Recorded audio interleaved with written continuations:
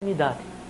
Bom, no caso da compostagem, você monta as leiras e põe um vergalhão, uma barra de ferro, tá? E aguarda no dia seguinte você vai lá e tira a barra de ferro. Se ela está quente, ótimo, deixa como está, não vou revirar. Agora, se ela está fria, se ela estiver fria, duas possibilidades estão acontecendo quanto à umidade: ou falta ou excesso.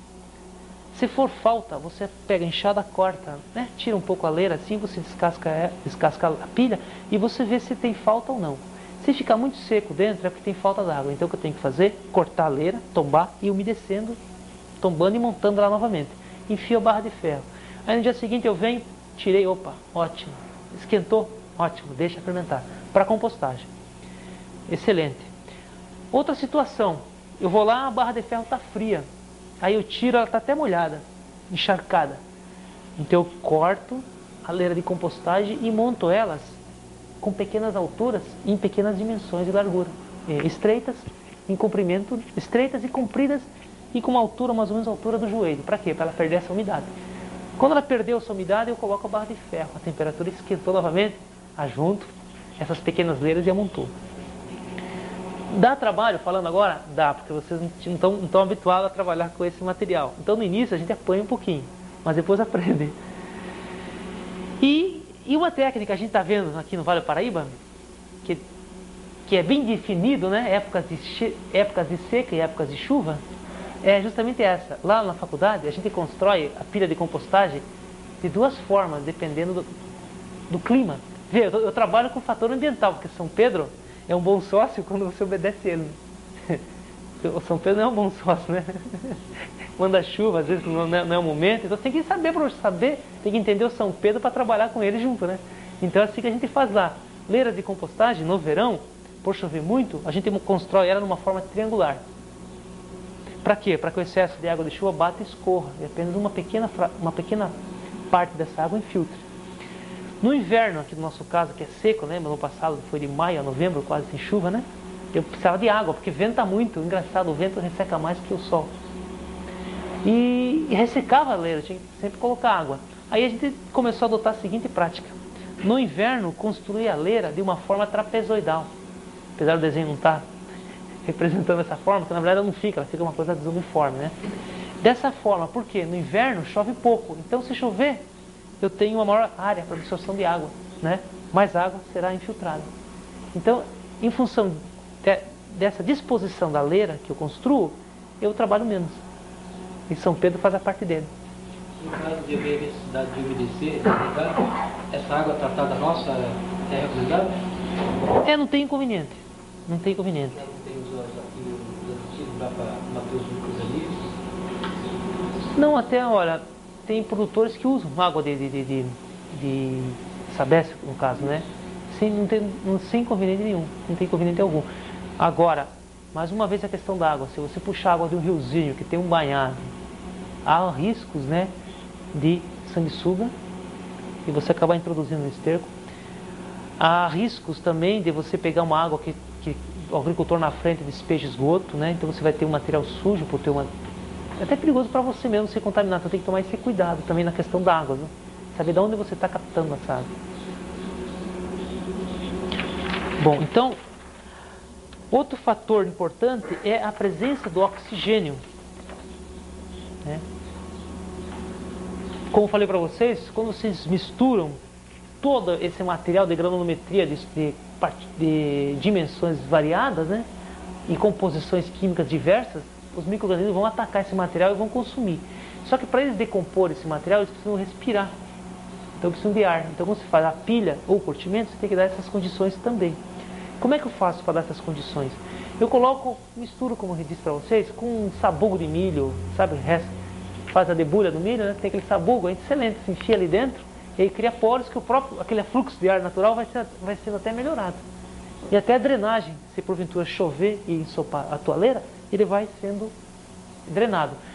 Tá claro que eu estou falando da leira ou curtimento do material fora do canteiro. Tá claro, né? Que tá fora, né? Tá?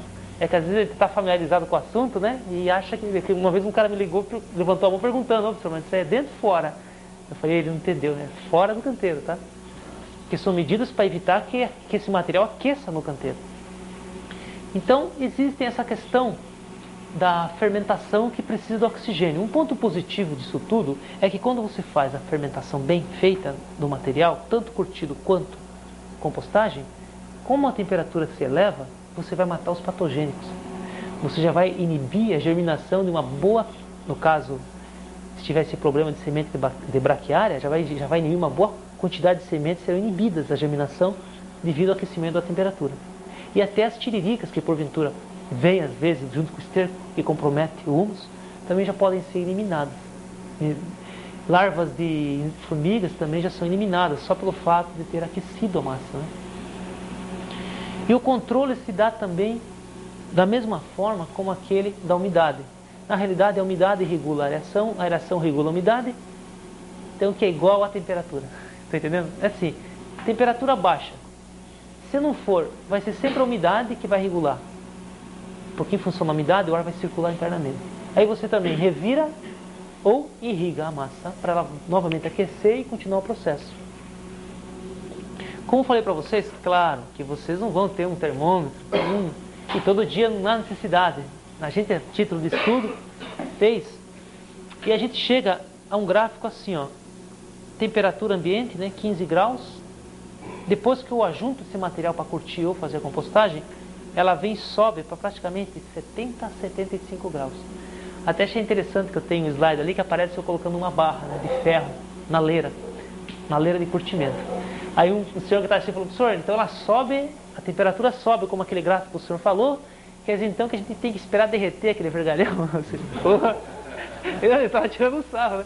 Mas na hora que derreteu que tá bom, né? Há informações, né, que dizem que chega até a 100, ou seja, pega fogo.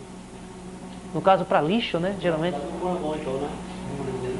Então, geralmente com o composto rural, por ser feito manualmente, a temperatura não chega a tanto como eu falei agora, assim, extremas a 80, mas chega a 65, 60 vocês conseguem pegar, tá? Então ela aquece, estão aqui mais ou menos uns 30 dias. Depois ela começa a descer, mais ou menos uns 60 dias. A partir daqui, dependendo da temperatura, você já pode colocar no canteiro, em 60 a 70 dias. Aqui tem uma coisa interessante que eu vou antecipar para vocês. Quando vocês colocam o esterco curtido no canteiro, ele está nessa fase aqui, né, de bioestabilização. Aí quando vocês colocam ele para a minhoca comer, a minhoca consome e transforma em humus. Ela acelera essa etapa do processo. Isso eu vou passar lá para frente depois. Outra coisa importante é que baixas temperaturas, quando você está fazendo a compostagem ou o curtimento, a temperatura está baixa, o seu tempo para a criação vai aumentar, ou seja, você vai demorar mais para iniciar. Agora, se a temperatura aumenta, o seu tempo para iniciar a criação diminui, está entendendo? Quando vocês vão iniciar uma criação, vocês vão levar, para quem for fazer o curtimento do esterco, vai levar mais ou menos 20 dias para colocar o esterco no canteiro. Tá? Quando vocês colocarem esse esterco no canteiro, vocês vão ter que ter mais a quantidade aqui, para depois de 30 dias colocar novamente no canteiro. É um ciclo. Então vocês estão iniciando hoje, vocês vão levar para o esterco curtido 20 dias, tá? Curtido, coloca no canteiro. Agora de 30 a 40, tem 60 agora, né? Então vocês vão levar mais ou menos 60 a 60 dias para poder comercializar. Isso no primeiro momento. Mas depois que você inicia o ciclo, vai ser mensalmente. Esse tempo diminui. Agora, para quem vai adotar a compostagem, como uma forma de preparar o material para a minhoca se alimentar, vai levar 70 dias mais ou menos, para ter uma segurança, para quem vai iniciar.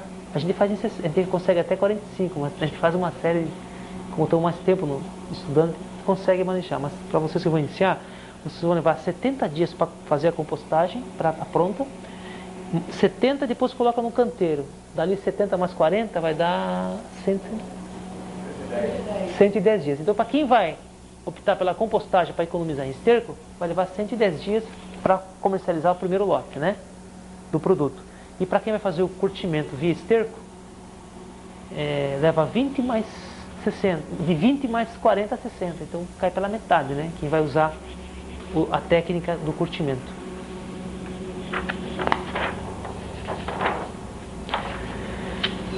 foi o que eu antecipei agora para vocês. Tempo de compostagem. Então, esse tempo de compostagem vai depender das condições ambientais que eu falei para vocês, chuva, sol, vento, e também da condução, como é que vocês estão conduzindo essa decomposição. Porque, na verdade, vocês estariam sendo como a natureza faz aí fora, né? A matéria, as folhas caem no chão, é a natureza que conduz esse processo, né? E o processo da compostagem, do curtimento, é um processo que a gente induz a decomposição. Então, a gente que controla, tenta trabalhar com os fatores para acelerar essa decomposição, que é um processo que ocorre na natureza. Então, para a compostagem é de 70 a 90 dias. Para o curtimento é de 15 a 20 dias, esse tempo. Bom, como é que eu sei que o esterco está pronto para colocar no canteiro e que o composto, no caso, esteja pronto? A gente vai ver aí, nitidamente, o esterco, ele vai apresentar, o esterco ou o composto, eles apresentam uma coloração bem escura. Você olhando assim, você não consegue definir mais o material que deu origem. O que eu misturei para dar origem ao esterco curtido ou ao composto. E outra coisa, a temperatura desse material é fria, é a temperatura ambiente. Ele não está mais aquecendo. Esse é um ponto positivo desse material, dessa matéria-prima. Bom, aqui eu já comentei com vocês a respeito que a outra etapa, depois de você preparar o humus, o esterco, é você construir o canteiro. Então existem aquelas duas formas do canteiro, mas já descartamos o cavado, vamos partir só para o canteiro em superfície. Os canteiros em superfície, eles poderão ser simples ou conjugados. Canteiro simples é um canteiro único, né? Você tem ele, 2 metros de largura por 10 de comprimento, né? E o comprimento varia em função da quantidade de material que você tem para colocar no canteiro. E 30 centímetros ou 50 centímetros de altura, esses canteiros deverão ter essa altura, por quê? Que é justamente a altura que a minhoca consegue trabalhar, nessa faixa, que o ar circula até lá onde ela está trabalhando e também o peso é pequeno. Agora, se fizer 1 metro de altura e colocar as minhocas, elas vão trabalhar até 50. Né? Mais para baixo vai ser difícil porque vai faltar ar e esse peso todo em cima dela não suporta. E os canteiros simples, então, é você usar um canteiro assim, como aqueles usam. Agora, o canteiro conjugado é você aproveitar a parede de um e acoplar o outro. Esse é até interessante se vocês colocarem uma guilhotina, uma porta em uma guilhotina, né? Não todo o canteiro, mas alguns pontos do canteiro. Aí quando esse está pronto, quando esse estiver pronto, né? Você abastece esse canteiro aqui com o esterco curtido. Aí você só levanta as portas e as minhocas são transportadas para outro canteiro. Depois você só vem raspando e tirando umas. Isso daí tem um pessoal em Caçapava que está fazendo. Já visitei um produtor e achei interessante também esse sistema. Facilita muito na hora da retirada do humus. Lá, puxa vida. Aquilo que eu falei para vocês, ó, 1 a 2 metros de largura. Há produtores que estão fazendo 3 metros de largura. Por que 3 metros? Eu já entro com o caminhão lá dentro, despejo e faço o curtimento dentro do canteiro. Preenchi todo o canteiro de 3 metros de largura, eu entro com a pá carregadeira lá dentro. Isso para quem for produzir em grande escala. É uma mega produção. Mas para gente que está mais modesto, né? E esses canteiros são bastante eficientes também. 2 metros ou 1 metro. O que vocês é 2, João? 1,20 metros de largura. E o comprimento varia em função da quantidade de esterco que vocês vão ter para a produção. A altura sim tem que ser respeitada. Então a largura e o comprimento variam em função você faz a sua adequação. Altura. A altura tem que ser padrão. 0,5 metro. 2 blocos, né? Vai ser essa altura. Essa altura é raso de esterco? Aqui, tudo cheio de esterco. Depois eu vou falar da cobertura, vamos até deixar. Bom, e sempre colocar o canteiro numa terra com leve declive.